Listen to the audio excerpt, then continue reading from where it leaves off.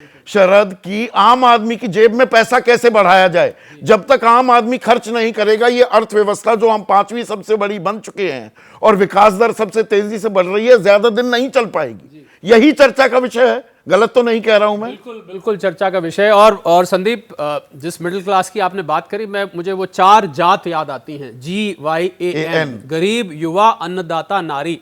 मैं आज इस ज्ञान को थोड़ा सा परिभाषा बदल देता हूं। ज्ञानम, ज्ञानम क्या है? गरीब, युवा, अन्नदाता, नारी और मिडिल क्लास। हम ही तो भरते हैं टैक्स। मैंने M लगा दिया उसके आगे। मैं गलत तो नहीं कह रहा हूं ना। 8 करोड़ 18 लाख, और उसमें भी जीरो रिटर्न वाले कितने हैं? मैं आपको उस टाइम मैंने टोका नहीं, क्योंकि आप एक फ्लो में थे। 8 करोड़ 18 लाख रिटर्न्स आए। हाँ, और असल में टैक्स देने वाले 2 करोड़ से कम हैं। अब यही तो बात है। और आप मानिए हम हैं बकरा किस्तों पर। 1.5-2 करोड़ कहीं ना कहीं से हमारी जेब से ही कोई ना कोई एन प्रकार तरीका निकाला जाता है कि जेब से पैसे निकाल लिए। बिल्कुल, ये 1.5 करोड़ 2 करोड़ लोग, क्षमा कान पकड़ते हुए मैं मांगता हूं, यही देश को पाल रहे हैं। मैं क्षमा मुझे करेंगे शब्द को इस्तेमाल करने के लिए, क्योंकि आप ही का पैसा, बिल्कुल आपने बकरे की बात करी, मैंने उसको अलग तरीके से कहा। तो टैक्स पेयर्स की गिनती, संदीप, बहुत कम है।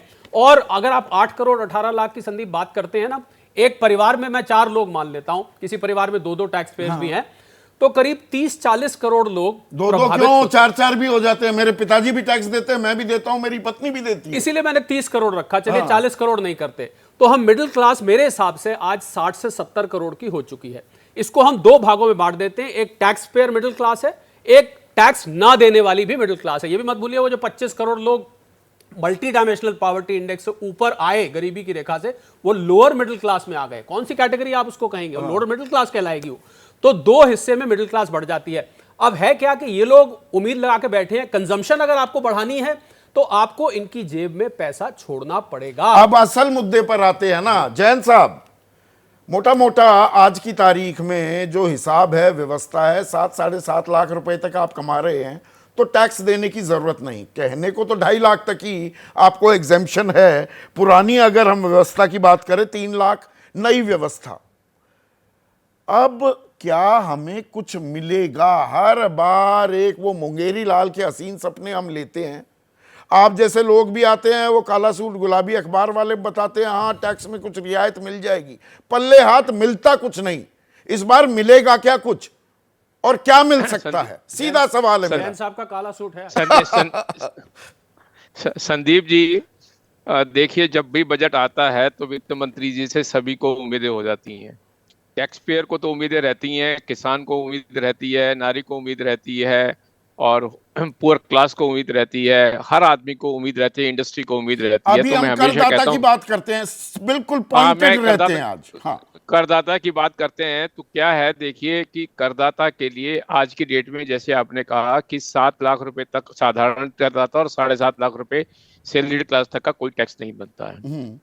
और आज की डेट में ये न्यू रिजीम है, और ओल्ड रिजीम में तो देखिए ये उम्मीद करना वित्त मंत्री कुछ देंगी वो नामुमकिन है, क्योंकि उनको ये ओल्ड रिजीम को खत्म करना है, तो उसमें तो कोई छूट मिलेगी। अब मुझे ये बताइए, एक मिनट जैन साहब, अब असल सवाल तो यही है, ओल्ड रिजीम क्यों खत्म करनी है भाई?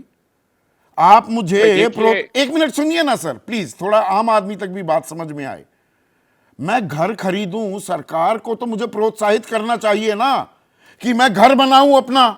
सरकार को प्रोत्साहित करना चाहिए कि मैं अपना मेडिकल इंश्योरेंस कराऊं।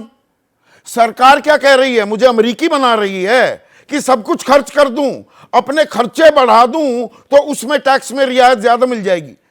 नई टैक्स रजीम एसेंशियली यही तो कर रही है कि नहीं? देखिए, मैं आपसे पूरा सहमत हूं, और मैं तो यहां तक कहता हूं कि जो PF के एग्जम्पशन है, जो मेडिकल इंश्योरेंस के एग्जम्पशन है, वो एक हेल्दी सोसाइटी के लिए जरूरी है और बढ़नी चाहिए। कोविड ने हमें सिखा दिया। 25,000 रुपए की क्या एग्जम्पशन दे रहे हैं आप मुझे मेडिकल इंश्योरेंस के लिए? इसलिए बढ़नी चाहिए। देखिए, ये इसके पीछे एक ऑब्जेक्टिव है जो एग्जम्पशन दी गई थी। ये ऑब्जेक्टिव है कि जब एक साधारण टैक्स पेयर टैक्स देता है तो वो ये उम्मीद करता है कि सरकार उसका मुसीबत में ध्यान रखेगी। रिटायरमेंट में उसको कुछ ना कुछ वापस देगी। तो उसी बात को ध्यान में रखते हुए ये इनकम टैक्स में स्कीम थी कि आप एटीसी में लॉन्ग टर्म सेविंग कर लीजिए, तो आपको रिटायरमेंट में जो पैसे मिलेंगे वो टैक्स फ्री होंगे, अभी ये टैक्स छूट मिलेगी। आपको बीमारी होती है, सरकार सभी को फ्री इलाज नहीं करा सकती, तो अब आप मेडिकल इंश्योरेंस करा लीजिए, हम टैक्स में छूट देते हैं, वो आपको मिलेगी। सरकार सभी को मकान नहीं दे सकती, आप मकान बना लीजिए, हम आप जो इंटरेस्ट देंगे, ब्याज देंगे, उस पर छूट देगी। अब किसी भी कारणों से 3 साल पहले वित्त मंत्री श्री निर्मला जी ने अपना मन बना लिया कि नहीं साहब, ये टैक्स नहीं, ये मन क्यों बनाया? करनी चाहिए। Aren't we a welfare state? सरकार की जिम्मेदारी भी है, जवाबदेही भी है। हमें सुरक्षा कवच देने की जिम्मेदारी है सरकार की, या सारे कवच हटाने की जिम्मेदारी है? नहीं देखिए संदीप जी, उसमें शायद ये थॉट प्रोसेस जो अभी आपने डिस्कस किया वो ये था कि अगर आप ये एग्जम्पशन लेना चाहते हैं तो पुराने रजीम में रहिए, हम आपको 2.5 लाख या 3 लाख के एग्जम्पशन देंगे। आप नए रजीम में रहते हैं, हम आपको छूट दे रहे हैं, 7 लाख रुपए के अंदर आप ये एग्जम्पशन नहीं ली, आप करेंगे तो मतलब मैं अच्छा, खर्चा करूं मेडिकल इंश्योरेंस तो पैसे बचेंगे, करो तो अच्छा, नहीं और नहीं आप एटीसी में सेविंग कर सकते हैं, मेडिकल इंश्योरेंस ले सकते हैं, हाउसिंग लोन ले रहे हैं। उन्होंने कहा हमने ये 3 से 7 लाख के बीच में आपको 4 लाख की छूट दे दी है, आप करें तो अच्छा, नहीं करें तो अच्छा, आपको हम टैक्स नहीं देंगे। इससे तो काम उससे चलता है क्या क्या? एक होगा, मिनट लोगों जैन को साहब, मनीष भाई, इससे काम चलता है आम आदमी का? 3 से 7 लाख के बीच में छूट दे दी, बड़ा एहसान कर रहे हैं। हर चीज में तो मुझसे टैक्स ले रहे हैं। कुल मिलाकर देखा जाए, एक आम आदमी, खास मिडिल क्लास, वो 30% टैक्स नहीं दे रहा है। जीएसटी बाकी सब चीजें अगर मैं मिला दूं तो 56 से 58% टैक्स दे रहा हूं मैं। गलत तो नहीं है ये आंकड़ा भी? यस, जैसा आप बता रहे हो संदीप जी, बिल्कुल सही है। तो गवर्नमेंट जो अभी एक न्यू स्कीम और ओल्ड स्कीम पर जो बात करी है वो अपने आप में कन्फ्यूजन है, क्योंकि टैक्स पेयर जब वो रिटर्न भरने जाता है तो वो कंफ्यूज रहता है कि मुझे ओल्ड पर जाना मैं तो है, ओल्ड पर रहना चाहूंगा, मैं नहीं हटाऊं अभी तक ओल्ड से। तो दैट आई एम सेइंग कि यहाँ पर जब भी गवर्नमेंट कहती है मैं सिंप्लीफाई कर रहा हूँ, हमेशा कॉम्प्लेक्स होता है, पहला पॉइंट। सरल कहने को सरल नहीं है वो, कभी नहीं होता सर। सेकेंड पॉइंट कि जब आप कॉमन मैन का या मिडिल क्लास का जब तक आप कंजम्पशन लिमिट नहीं बढ़ाओगे, जब तक उसको टैक्स का बेनिफिट नहीं मिलेगा, तो आप कभी भी इंडिया को ग्रोथ लेवल पर नहीं ले जा सकते। अभी हमने कुछ दिनों में देखा एफएमसीजी और बहुत सारी ऐसे कंपनी है या जो लग्जरी गुड्स कहते हैं, जहां पर वहां पर जीएसटी की डिटेलिंग नहीं दी इस बार, जीएसटी का डिटेल नहीं आया। तो ये सब दर्शा रहा है कि कहीं ना कहीं आपका ग्रोथ रुका हुआ है। तो अब इसको और सरलीकरण कर देते हैं, क्योंकि 3 एक्सपर्ट्स हैं आप। मनीष, आप ही से शुरू कर रहा हूं। ये पुरानी टैक्स रिजीम देखिए, ये हटा तो नहीं पाएंगे चाहे कुछ भी कर लें, और ज्यादातर लोग अभी भी पुरानी कर व्यवस्था पर हैं।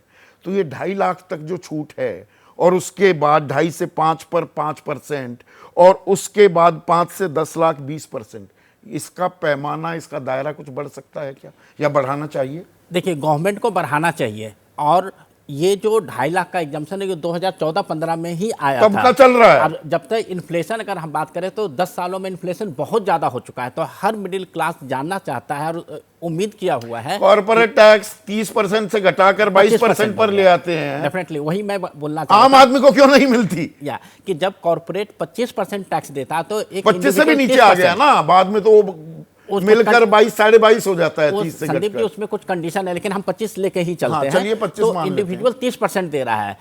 ओल्ड स्कीम में 10 लाख से ऊपर के ही इनकम पर 30 दे रहा है, और न्यू में 15 से ऊपर में, और खरबपति दे रहा है 25%। कमाल है।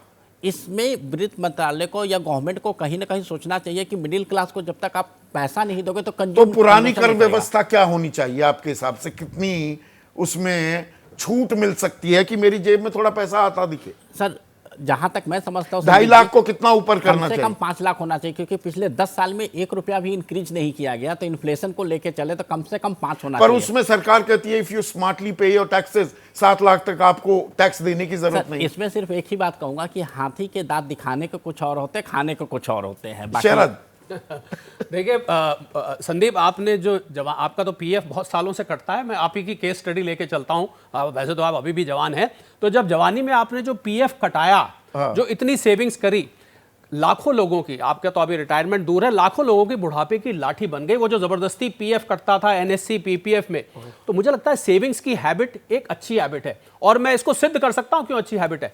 न्यू रजीम 2020 में लाई गई थी। आज तक मात्र 25% लोग न्यू रजीम को ऑप्ट यही तो है कहानी। तो क्यों नहीं 75% लोगों ने ऑप्ट किया? हाँ। क्योंकि उन्होंने 15 साल की, किसी ने इंश्योरेंस ली हुई थी, किसी ने हाउसिंग लोन 20 साल का लिया हुआ था, हाँ। पीपीएफ अकाउंट 15 तो साल का मुझे 2.5 लाख की छूट देते हो प्रिंसिपल और इंटरेस्ट मिलाकर होम लोन पर मैं उसे कंटिन्यू रखना चाहूंगा ना। बिल्कुल बिल्कुल। और मुझे लगता है कि ओल्ड रजीम वालों को अब यह महसूस हो रहा है, मिडिल क्लास की मैं बात कर रहा हूं, कि हमारे साथ सौतेला व्यवहार किया जा रहा है। और ये तब जबकि कोविड ने हमें सिखाया है, हमें नहीं पूरी दुनिया को सिखाया है, खास भारत की अगर हम बात करें, सेविंग टू जीडीपी रेशियो बिल्कुल वो 32% से घटकर 8% पर आ गई, सिंगल डिजिट पर। हम अपनी जमा जोखू खर्च कर रहे हैं। मैं संदीप हजारों ऐसे रिटायर्ड लोगों को जानता हूं जिनकी बुढ़ापे की लाठी आज वो सेविंग्स हैं, उनका तो वो सरकार की जिम्मेदारी नहीं है जो कि हमें बचत के लिए प्रोत्साहित करे। बिल्कुल करना चाहिए। इसीलिए ओल्ड रजीम को न्यू रजीम के साथ कंधे से कंधा मिला के चलना चाहिए। ओल्ड रजीम के प्रोविजंस को ठंडे और बस्ते में ओल्ड नहीं डालना रजीम को चाहिए। अट्रैक्टिव भी तो बनाना पड़ेगा। मेरा यही मतलब, उसको आकर्षक अगर आप न्यू रजीम को बनाओगे तो गाहे बगाहे, जो जैन साहब भी इशारा कर रहे थे, हमें न्यू स्कीम पर जाना पड़ेगा। संदीप 80C आप तो जानते हैं 1.5 लाख रुपए तक का मिलता है। कितने साल उसको 1.5 लाख पे रुके हुए हो गए, ऐसा लगता है कि फ्रिज में जाके जम गई है। और इतनी भीड़ भाड़ है उस सेक्शन में, आपकी सारी। जैसे ही घड़ी का काटा दोपहर 2:30 पे आए, बबीता जी का दिल सास बहू साजिश के लिए मचल जाए। और ये है इनकी बहू, पूरे दिन ऑफिस की टेंशन हो जाए गॉन जब ये करें अपना फेवरेट शो फ्री टाइम पे ऑन। इनकी तरह आप भी देखिए अपना फेवरेट शो अपने टाइम पर और डाउनलोड कीजिए एबीपी लाइव ऐप अपने स्मार्ट टीवी पर।